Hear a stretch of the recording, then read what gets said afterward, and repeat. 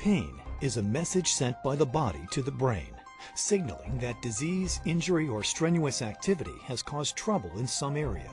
Not all pain, though, seems to serve a useful function. In some cases, pain lasts long after an injured area has healed.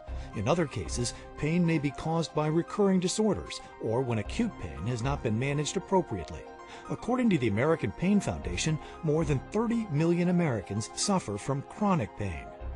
Chronic pain is defined as pain that lasts for more than 6 months, usually, and will be intermittent, or it can be something that's persistent, at least 12 hours in a 24-hour period.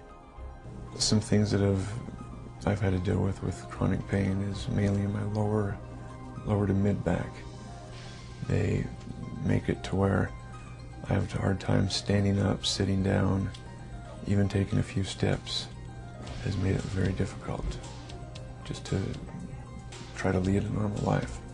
I had chronic pain for several years before coming here. I've done construction for 30 years, and the pain just from working for so many years.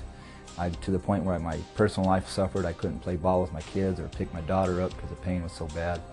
And when I came here, I heard about this study and came here, and they prescribed a great medication that kept me pain-free for a year. There are a variety of treatments that can help manage pain depending on the severity. Some do so on a purely physical level. Others approach pain control on a psychological level by affecting the mind's perception of pain. We generally think of treating chronic pain with interventional treatment or non-interventional treatment. If it's interventional treatment, it could be a procedure or even surgery. If it's non-interventional treatment, it's either pharmacologic, which could be a combination of medications or a single medication, or it could be alternative therapies or psychotherapy. For those suffering from moderate to severe chronic pain, opioid medications can provide a short, intermediate, or long-acting relief depending on the specific properties of the medication and whether it is formulated as an extended-release drug. Opioids, which some people refer to as narcotics, are very effective in treating pain by blocking the transmission of information from the stimulus to the brain.